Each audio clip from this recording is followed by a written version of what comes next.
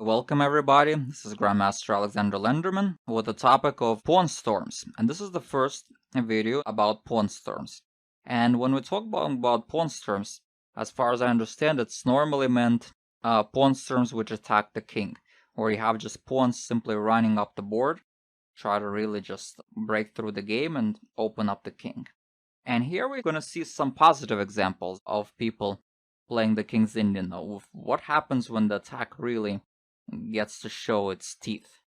So in this game, we start with a typical position, and then we get to this classical variation, and here we get to the game of between Wesley So and Hikaru Nakamura of last year's Sinquefield Cup. Now, this year, Wesley has turned around in a dramatic way, winning the Sinquefield Cup and also beating Hikaru Nakamura in their head-to-head match. But last year, Hikaru Nakamura had the bragging rights of the All-American battle, and we start with the typical idea, and then King h1, Wesley So played. And now Nakamura just went to the straightforward h5 instead of going with bishop f8, which is what we saw in the game Georgi Kajashvili against Edelman. h5 was played. And now Wesley So played quickly, but in this game, I think as far as I understand, Wesley So might have confused his preparation a little bit, and we'll see what happens when you make even slight inaccuracies in a sharp opening such as this one. So h5 was played, and then cd was played. Now perhaps it was more accurate to play knight b5 first, start with this move. Well, the idea is after a6, which was how it happened in the game, you can go knight a3, and now b5 is not going to be effective because of takes, knight c4, and the white knight still gets to the beloved square c4. But that's not what happened in the game. Wesley So played takes, and played knight b5. Okay, I guess it's still playable. So again, the idea is if black were to play g4, queen c2 is the idea, and then g3, knight c7 is the game between Alexei Shirov and Bakro, which we discussed in the last video. And knight e8, okay, if you have to go knight e8, it's already a little bit passive, and then after a move like knight takes a7, white has a good chances to consolidate the attack. But a6 was played, and now the idea is Wesley So made a first accuracy. If he wanted to play knight a3, he should have done it without including cd. But now he should have went knight c3. And then with the idea of going knight a4, and if b5, then play a4. And white still has good chances for an advantage. But instead he played knight a3, and now after b5, suddenly the knight having a hard time getting back in the game, and suddenly I think black got exactly what he wanted. A very unclear game, but now I think already, from a practical standpoint of view, it's much more easier to play for black. And now white made another inaccuracy. Maybe he realized he was disappointed that he made a mistake in his opening preparation, and he just went ahead and played another wrong move. Rook c6. He should have tried to get a knight there to c6. And again, this game was well annotated in a lot of places, but I wanted to just go through it briefly just as an introduction to show you what a pawn storm really is. Rook c6 was played, g4, queen c2, queen f8. So black's not rushing yet. He wants to prepare his queen to be potentially a very important attacker. Rook c1 attacking the bishop, bishop d7, rook c7, and now bishop h6, typical maneuver. The bishop doesn't do anything on g7 anyway, so it goes to h6 where it has much more future in case the game ever opens up with g3, and also opening up the square potentially for the rook. White played bishop e1, getting out of the g3 ideas and maybe potentially trying to go bishop b4. But it's clear that black's attack is now quicker. h4. So here the pawns come. The idea is h3 and really bust open the game. So white took. But now, double exclamation mark. So I'm going to give you guys some time to see if you can find it. What do you think black should play? f3, double exclam. gf. And of course the idea is not to take the exchange, after which white will be really happy. He got 2 pawns and he stopped black's attack. Of course that was not the idea. The idea was knight takes e4, double exclam. And the idea is if fe, then rook f1, cannot take because of mate, and suddenly we see how all of black's pieces make a lot of sense. And after king g2, something like h3, black basically is gonna get the upper hand. But if you want to analyze it more deeply, you can do it on your own, of course. Perhaps rook takes d7 was also playable, trying to really eliminate that bishop.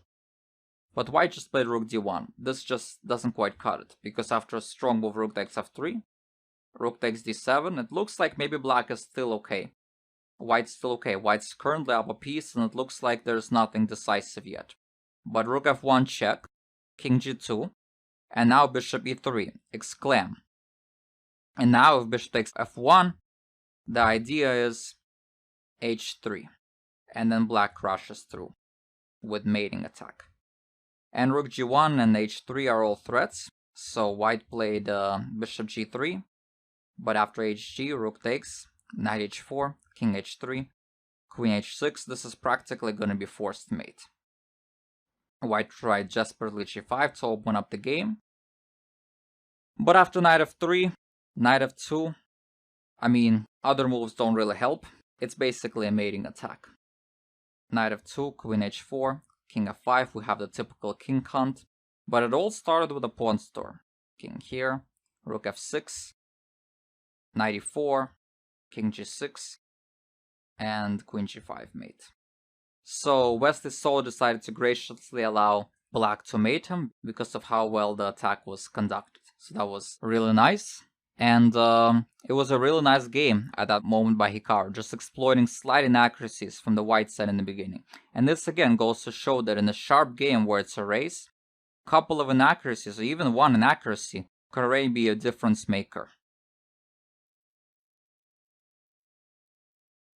Now we're gonna see a game by another all-time great player and an all-time great King's Indian player.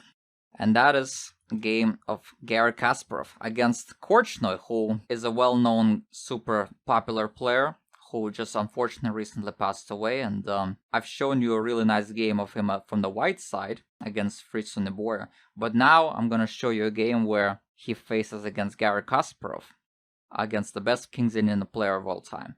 And he's had success against him too, but in this game, Kasparov got the bragging rights. So let's see what happened here. So e5, get the classical variation, and black is able to get the pawn storm going here. So here, Korchnoi played another plan with a4, knight d3, and then he played with c5. And now h3, so white for now tries to stop black's attack. Rook f7, typical idea, trying to go bishop f8, and then rook here, typical King's Indian maneuver. And now white played a mistake. He should probably play cd. After cd, play rook c1, or maybe a5 with the idea of knight b5. And if a6, bishop b6 is an idea. But he played c6, or maybe he could play a5 right away, but he played c6. And in this game, he made a mistake. He did not sense the danger that he potentially is closing up the game. So I guess what he's hoping for is either a move like b6, trying to keep the game closed, and after a5, white can potentially break through. Or another thing is maybe bc, dc, knight b4, knight d5, getting the square for the knight, and then bishop c4. And again, white's doing really, really well. But after c6, black played a really strong move. So again, normally we're not supposed to play on the side where we're weaker, but it's important to do prophylaxis first. So what do you guys think you would do for black here? Would you attack right away, or would you play a prophylactic move? Well, black played a really nice move here. Black played a very strong move a5. And after cb, bishop b7, okay, this is only temporarily. The bishop's gonna return here. But the idea is that white's attack is really stalled. And now after the move b4, bishop c8, ba, sure, white got that pawn, but who cares about that pawn? Black's idea is to attack as quickly as he can. Material doesn't matter so much in the King's Indian. Bishop h6, typical idea. Knight b4, and now g4. Pawn storm. Knight c6, queen f8, fg, hg, hg, and now bishop comes over to try to help the rook and try to trade off this one last defender. And white might be having some pretty pieces, but in fact, black clearly is winning the opening battle. Bishop f3 still looks solid for white. But queen h6, rook e1, and now knight h4. Bishop takes, g5. Perhaps king f1 was a try, but after takes, knight takes g4, black's also crashing through with f3 idea. Or maybe some other ideas.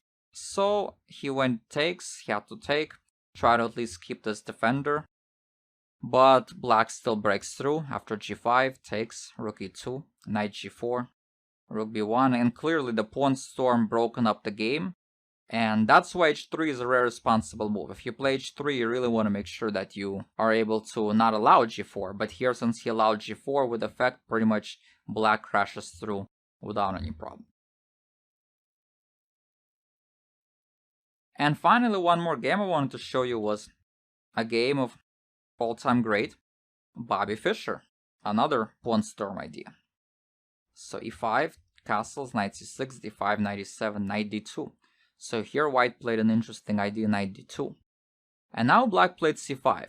Now, what's the difference between a knight e1 c5 and knight d2 c5?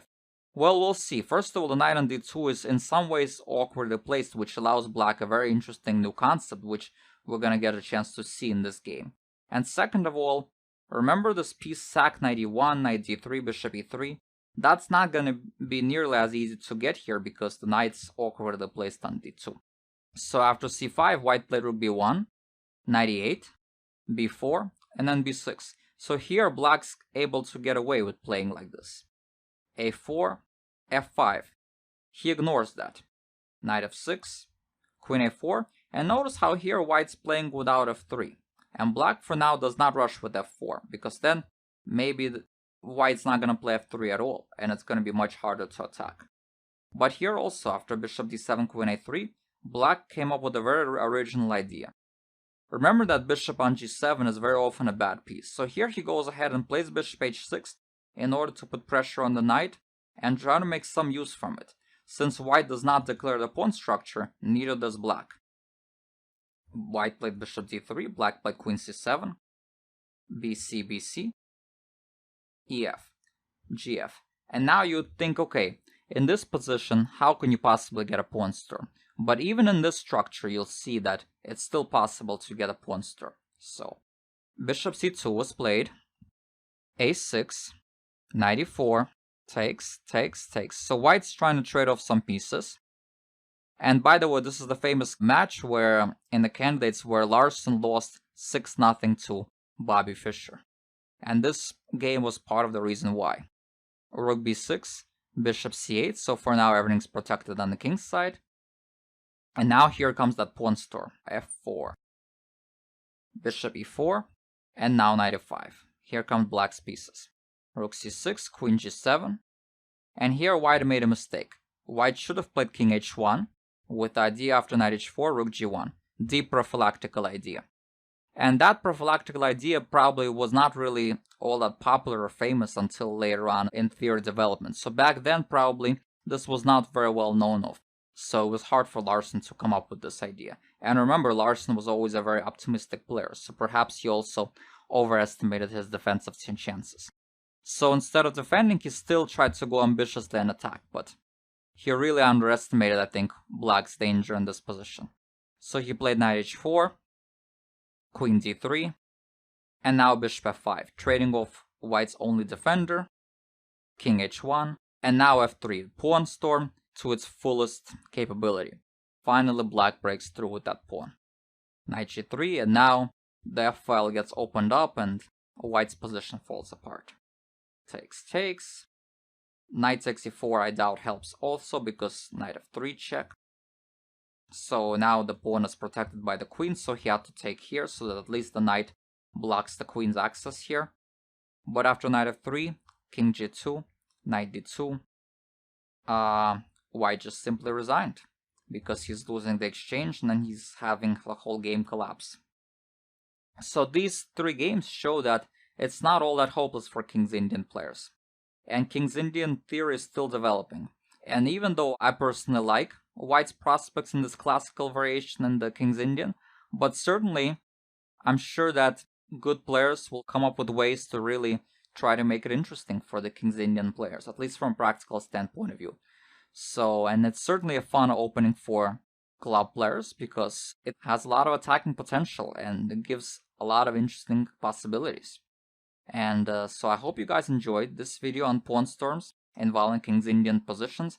And in the next videos, we're going to be looking at pawn storms involving some other openings. So can't wait to do the next video and hope to see you next time. This is Grandmaster Alex Lenderman signing off. Thanks for watching.